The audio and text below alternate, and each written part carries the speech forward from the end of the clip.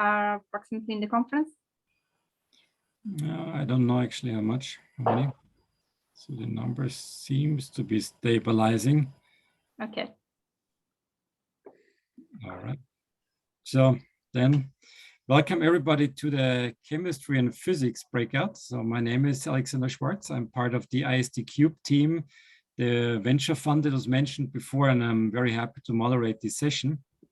So after this more general introduction by Markus Wank, who is heading the tech transfer area at IST, we wanted to give you a very concrete look into and behind the scenes what's going on based on 4 examples, very diverse examples in those mentioned areas. Each of them are really cutting edge and tackling problems of high relevance. 2 of them are academics, Scott and Georgios, both are professors at IST. And then we have 2 startup founders that will talk about their science that they already turned into companies. So how do we do that? Each of them will give a brief presentation. We may have time for 1, 2, maybe 3 quick questions that immediately address what the presenters mentioned. And depending on the time left, we have then a chance to actually have a more general discussion about tech transfer and science to business in general. Please feel free to just ask a question after the talks. Just unmute yourself and ask a question, or type the question into the chat function so I can moderate the discussion. And with that, without further ado, I'd like to ask Scott to kick it off. Yeah, so thank you, Alex, very much for the opportunity to be here. My name is Scott Waitakaitis, and I'm a physicist by training. So I got my PhD from the University of Chicago in 2013. And I work in a field that's called experimental soft matter. Now, this field is very, very broad, but the general thrust is we study things that are unresolved in classical physics. So since 2019, that's what I've been doing here as an assistant professor at IST Austria. And the problem that we're really focusing on right now is actually one of the oldest unresolved issues in all of physics. And that is contact electrification. And the phenomenon is extremely straightforward to explain. I take 2 materials, A and B, I touch them together, I pull them apart, and they will exchange electrical charge. Let me give you an example that you should be super familiar with, which is if I take a balloon and I rub it on my hair, as I pull it off, my hair will want to stick to the balloon. And that's because the hair and the balloon are oppositely charged, and therefore they attract each other. Now, that seems like a really a silly thing to be studying seriously, but this actually shows up in a lot of different situations and plays an extremely important role. So as you can see behind me, I have all of these beautiful lightning bolts. Lightning bolts actually form because ice crystals floating around in the atmosphere collide with each other. As they do so, they exchange charge. And if there's some mechanism to now separate that charge, it creates huge electric fields that lead to the breakdown that cause lightning. A very similar situation might occur actually in protoplanetary disks, where instead of having little pieces of ice, you have little grains of dust. They collide with each other, they charge up. And many astronomers are starting to suspect that the charging of that protoplanetary dust is actually what allows planets like Earth to form fast enough to basically exist before they get pulled into a star by gas-induced drag. So tribocharging is extremely important in a variety of settings. And it's also extremely useful, or potentially useful. Every time I touch 2 materials together, pull them apart, and if they're charged, I get a little bit of electrical energy out of that. And if you've ever just shuffled your feet across a floor, become charged, and then got shocked by a doorknob, you're actually intimately familiar with that idea that you can get energy out of this effect. Engineers all over the world are actually using this to do just that. And one of my favorite examples, there's a group in China, they build devices that you can put in a shoe, where every time you step, you get a little bit of contact electrification. And this runs to a wire that can charge a battery, for example, your cell phone. So what if you could walk around all day, and just by the movement of your clothes or the stepping of your feet, you can charge your cell phone. Now, the problem that engineers have is that when they use this effect, they're basically in the dark in terms of optimization. And this leads to a kind of a very fundamental issue, is that even though this contact electrification is as simple and as everyday as rubbing a balloon on your hair, we have no idea how it works. So the only situation we understand is actually for two metals. When two metals come together, we know that it's an electron that is transferred, and we know that it's based on the work function of the metals. But if I have two insulators, like balloon and hair, or like glass and diamond, not only do we not know what the mechanism is, but we don't even know what's being exchanged. Is it an electron or is it some kind of ion? And so in our group, we're trying to answer those fundamental questions to try to finally resolve how contact electrification works. And with that, I'll just leave it open for a few questions. Thank you, Scott. Anybody from the audience, a question for Scott about his work?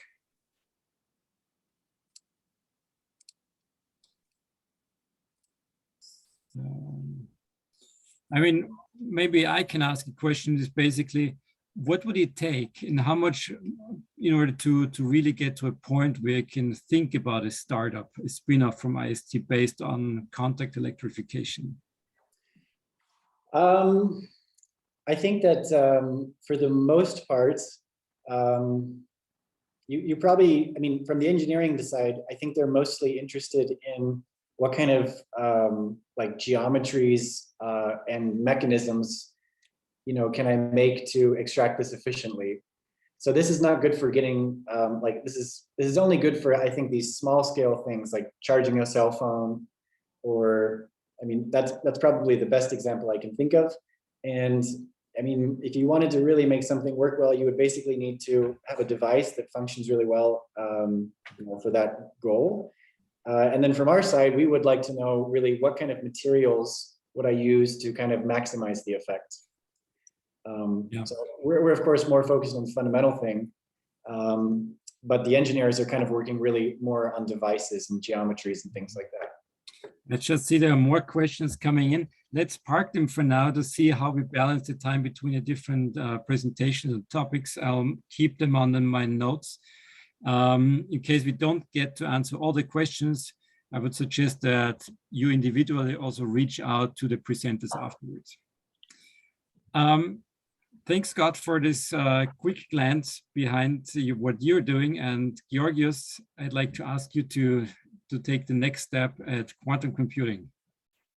Hello, everyone. My name is Georgios. I am working since 2016 at IST Austria, and my group is working on semiconductor physics. And I think all of you probably, when you think of semiconductor physics, think of the transistor, the invention which has revolutionized our life. And we can see it simply by realizing, okay, you cannot see it, I need to bring my mobile phone closer. Each of our mobile phones has billions of transistors. So definitely in the heart of modern electronics, you have transistors. As you probably know, IST is working on fundamental research. So how do I link to that? Well, effectively what we do, we take these type of transistors and we cool them down to low temperature. By low temperature, I mean to absolute zero or close to absolute zero. And when you cool down a transistor to that temperature, you start seeing quantum effects. Effectively, what you can do is you start isolate a single electron, and that can be the simplest form of a quantum bit you can think of. Because once you have managed to isolate a single electron, you can apply a magnetic field and you create a two-level system, which is a quantum bit. So that is nice, that is beautiful fundamental physics. But now the question is, can we use quantum mechanics in order to understand nature? If we would like to understand how chemical reactions take place, we need to find different ways of computing. No classical computer will be able ever to calculate chemical reactions. There are too many electrons participating in that. So if we manage to combine many qubits together, we can start thinking of creating a quantum computer.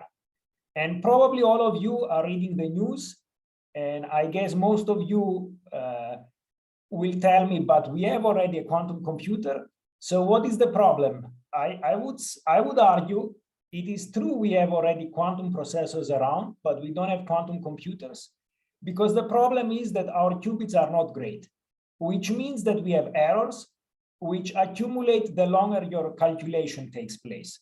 So if you really want to calculate something which is useful, you need a huge amount of qubits in order that they can correct each other. Is this a trivial task? Well, the answer is no. And here is where academia starts meeting industry, or where industry starts meeting academia. Because if you want to start scaling up to a significant number of qubits, and just that it is clear what I mean by significant number of qubits, we are speaking about 100,000 to 1 million qubits would be needed in order to do a useful calculation. You can imagine an academic environment, as good as that might be, you don't have the engineering know-how, you don't have the manpower, you don't have the money. So without startups, quantum computing will never manage to make the jump from academic labs to reality.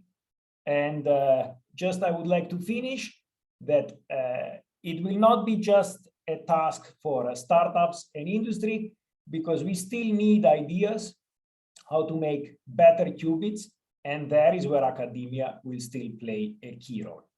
Thank you. Thanks, Georgios. Very exciting topic.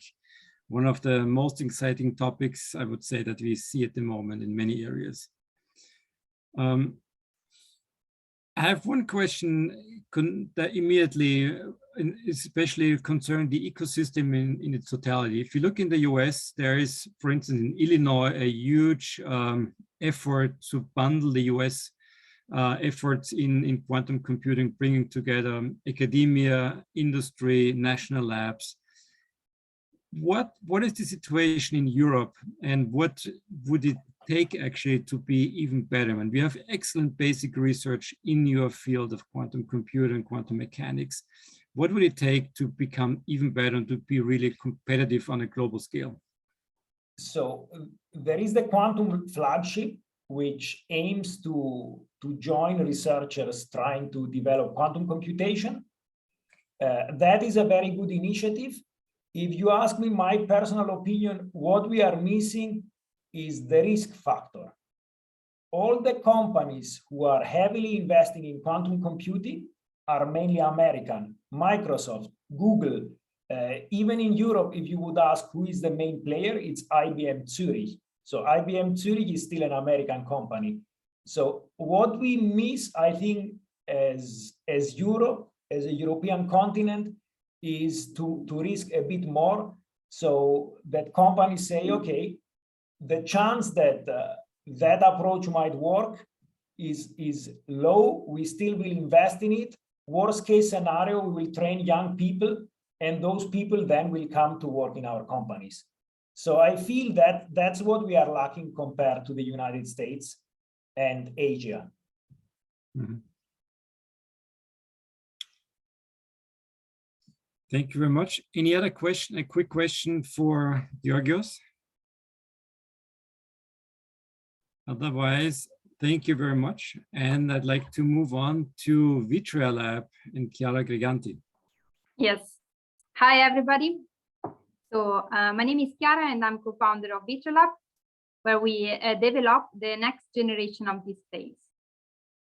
So I personally come from the physics department. So I studied physics, and I did my PhD actually in quantum computing as well, but not using semiconductors, but with quantum optics. That means I did a lot of experiments with optics, with lenses, lasers, laser light, and so on. And at the end of my PhD, together with my colleague at the University of Vienna and now co-founder Jonas Zoiner, we actually have realized that one particular technology that we were using for quantum computing experiments is so powerful that could be used for many more applications. That's why we decided to brainstorm new ideas on how we can exploit this technology and to bring it to the market. And in 2018, we decided to found Vitulab and apply this technology for displays. So what is this technology? It's basically direct laser lighting. This means that we shine high power laser into a very thin substrate of glass. And by moving the glass, we can create microchannels inside the glass in fully 3D, which are invisible by naked eye. And these microchannels, we call them waveguides, allow to transport the laser light from one point of the glass to many other points everywhere over the surface of the glass. This means we have ultra high control of laser light over the glass, and this means over also in a display. So we produce a device, which is an illumination device, which emits light in the form of an array of laser beams, which are highly directional and really directed towards the viewer in a very specific way. This allows to create new products, like, for example, displays which are much more energy efficient, for example, for smartphones, but also more futuristic displays like 3D displays, like holographic displays, which doesn't need to have the use of goggles to see a full 3D image. So where do we stand? At the moment, we are finalizing our prototype to show the basic feature and the basic potentiality of this technology in the display sector. So we have a demonstrator which produces an active area of laser light of 2 × 2 centimeters square, and it's obviously very small. So how we make waveguides to cover the full glass area of a smartphone size. We need to develop further the process. So we need to advance the laser writing technology. In particular, we have to parallelize the laser writing technology to speed up the fabrication of these waveguides.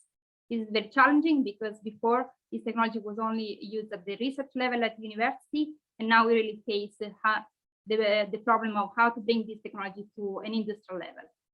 And yes, with the help of the full team and the new investors as well. So we are targeting this problem, and we hope next year to have a prototype which allows us to have then a collaboration agreement with an industry partner, which is obviously one of the big players in the display sector. Was it? Yeah, and I keep it open for question. I don't know how many minutes we have. You're perfectly in time. Okay. Thank you very much, Chiara. Yeah, you're welcome. One question obviously comes to mind is that you mentioned there is a couple of big players that could really be your exit partner or a customer at the end. Most of them are either sitting in the US, think about Google and the likes, or in Asia, the big display producers. So it's quite interesting actually that such a revolutionary new technology is actually under development in Austria. Is there something that you wish for that somebody comes to you or provide you support? How can those people that maybe are listening in now be of help to you, or what are you asking from the ecosystem to bring that even further so we can see Vitulab displays in the future? Well, so just to add the pre-note from your comment, so we still have a lot of also partners in Europe which are actually not really manufacturing displays, and they don't have yet a big name, but they are heavily involved in the development of new type of displays, for example, for the 3D display. For example, Zeiss is a name, and in that regard, so we have, it's much easier for us to get in contact with the European companies, even at the innovative side, in Europe than Asia or US. So yeah, I could ask if there is any way to advertise more Vitulab in US, or directly with contacts who are experts who can understand the technology as well. Yeah. Otherwise, it's always hard to bring a real discussion on the table. Mm-hmm. There is one question coming up via the chat. It's really great to hear about your work in optics for quantum computing, and this led to Vitulab. Are there any suggestions to enable more brainstormings and big ideas? Yes, so we had initially several ideas, but then we didn't debug fully because we also then focus on the major impactful application in the near term. But we see a lot of potential in the sensing for sensing applications for LiDAR, and also potentially for medical applications. We are already like a couple of partners who would like to have a specific device for doing tomography for medical application as well. But yeah, these are still open and for the next future. Fantastic. Well, if I try to wrap up a little bit the intermediary after those 3 talks, I would say if everything works out fine, then we will have a quantum computer made in Austria, which has a display based on lasers, and all that is charged while walking around and turbocharging. So that's a bright future. So, but let's make a step away from pure applied physics and surfaces to something not completely different, but still quite different, to Daniela Buchmeier, who is another founder who is actually tackling a very interdisciplinary topic that we wouldn't know. Does it fall into life science, chemistry, physics? Probably all of them. Daniela, looking forward to your talk. Hi, yeah, happy to talk to you. As Alexander suggested, as I'm not an academic, I come from an industry background. I was working the last 15 years in big corporates. I will talk more about, how we tackle this interdisciplinarity of our issues and how we cooperate and all of those things which are necessary. So what Sakura is doing is we develop a device platform in order to enable industrial manufacturing of cell therapies. This typically autologous therapies, so coming from a patient, made for one patient, are manufactured today in a very manual procedure, which limits the scalability, and it creates quite high therapeutic costs. And we want to change that by using semiconductor technology to miniaturize things, but then to automate them and integrate functionality, which is such as QC testing, which is currently done offline. So we take a lot of bits and pieces and bringing together, and many of them actually at the forefront of technology, of the current state of technology development. I started this company actually out of frustration to see what could be done and what should be done, and accepting that many of the large corporates will just not touch it because it's, they're not really incentivized to do risky and especially disruptive innovation. So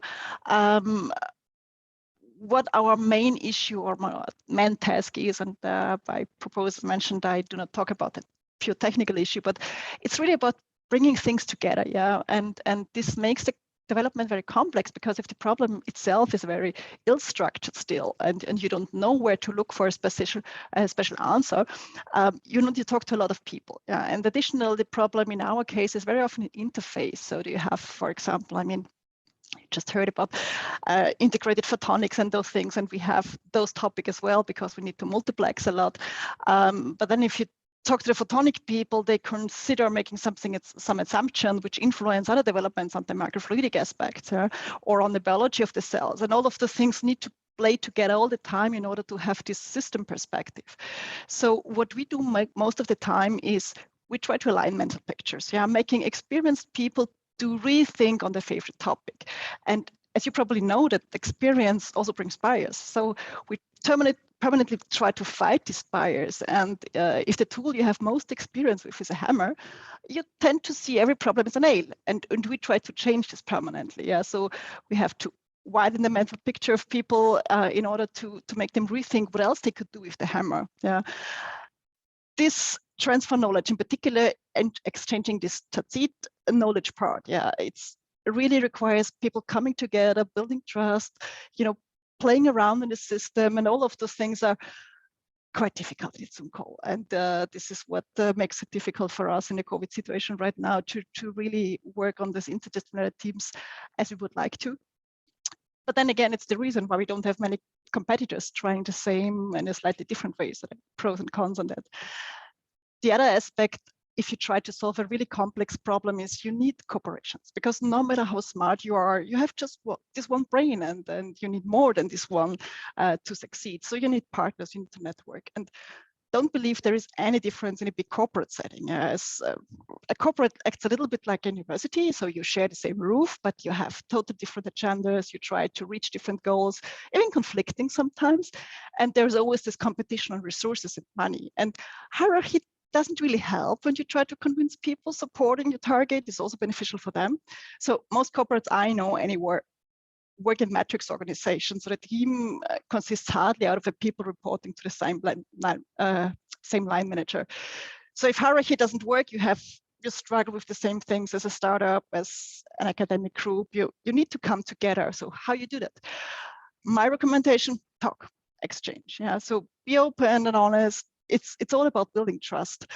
I can't remember honestly a single situation, not in my corporate life, nor my startup life, where I thought, oh, I shouldn't have mentioned that. This will make great. It's usually the other way around. Is it, oh, I didn't know that you have this information, so I should have told you that I'm looking for that. It's more this issue. So meet and clarify with people when you meet them. One step back, sorry. When you try to set up a corporation, and I remember my first really big Innovate UK project where I had big pharma companies and some academic groups and some startups, I got the advice how to align those different stakeholders idea, and I still follow this advice a lot actually. So we try to find out what everybody tries to reach in this project, and usually people can describe this quite good. But then the second question is, what do you fear? You know, what are you worrying about in this project? Yeah, so I don't know, somebody else steals idea or whatever. And the third question I usually ask is how you try to make money out of that. No matter if it's an academic or whatever, but you need to utilize. Yeah, why should somebody spend time and efforts in a project if there's nothing in for this person? And as I said, any formal corporation can only, in my point of view, be started once those things are set. And at the end, there is no strong corporation if you cannot create this win-win situation for everybody. So my recommendation should try to build a strong corporation, ensure to understand what your partners need, what you need, and find alignment between those things, and just make it as your task to make sure that it's not just you getting out something of this cooperation project, but also your development partners are. This was pretty much it. Any questions on that? Thanks a lot, Daniela. I think we can jump immediately also in the broader discussion. One question that was just raised now was, what is the right point in time actually to talk to industry, or let's say to people outside of academia when it comes to tech transfer? That's a question to everybody, actually.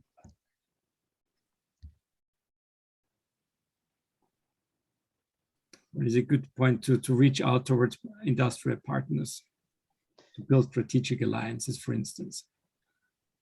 I think to be fair, for researchers who have no experience with startup and industry, it's a try and error. You try, you have an idea, you think maybe it's good, and then you try to see if any industrial player would be interested or not.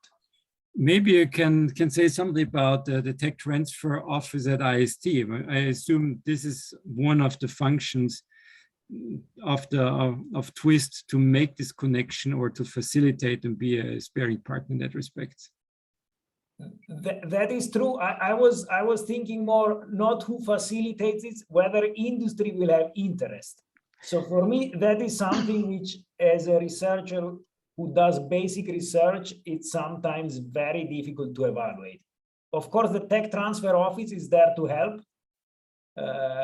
I still think that very often it is difficult to evaluate whether something is at a mature level or not. For anybody, to be fair, even for the industry, because also industry needs to make a gamble whether it's worth to enter a collaboration, yes or not. Mm-hmm. Yeah, I would answer this question as early as possible, because you need to build this network and potential interests long before you actually need it. Yeah, I mean, I also experience quite difficult always to, on one hand, you have all these academic groups, you know, and doing certain things, but this translation, what would this actually mean? It's sometimes difficult, yeah, because for industry, you have a product range and you have certain short-time measures. And then on the other hand, you have this total disruptive technology development, and you need to align those things. And there was the second question of if political framework could help. I experienced in UK, for example, these Innovate UK projects where you, no matter if you're a large corporate or an academic institute, they're both funded in a way.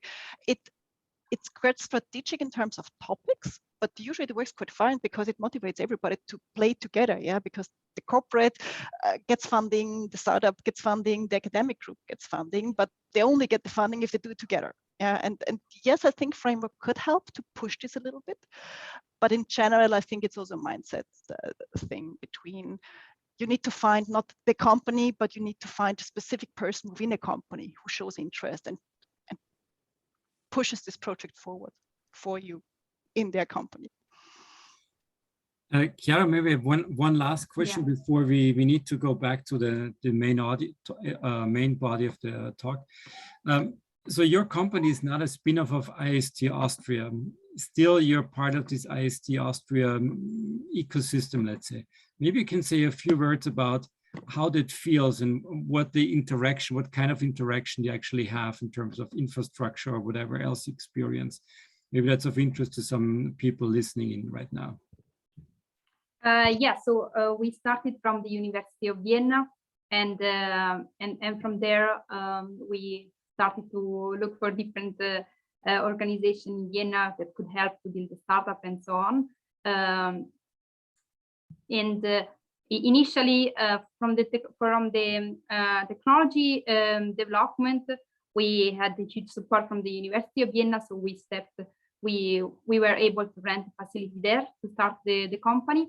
And from the business development, we started using the other organizations which are available in Vienna, for example, Linitz, and then all the grant funding agencies like EWS and SPA. Later on, when we had to further on develop the technology, we then started to look around for different components that we were needed, offered by other players and institutions around Vienna and in Austria. And in East, for example, we have found a collaborator for a specific part of the development of the prototype that we need, with whom we are collaborating regularly, monthly for this.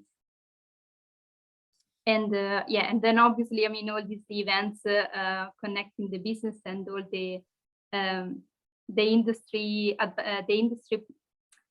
speakers that you invite, that are always a good opportunity. Yeah, I think you're also using some of the infrastructure, the IST Austria, the clean room facilities. Yes, so this is what I mentioned, this part of collaboration where we do a specific we do a specific coding for a component that we need for our prototype, and we do it regularly there. So it's that's perfect. Thanks a lot. I think that would be worth to continue our discussion, but we have to move back. I just I posted the link back to the plenary in the chat. Next is Simon Johnson, who is a very prominent figure in the area of tech transfer. He is a professor for entrepreneurship at MIT, and he was the chief economist of the International Monetary Fund. So a very interesting person to talk to us, followed then by also not minor interesting panel. So please go back to the plenary. Thanks again for everybody who contributed today in that breakout. Thank you.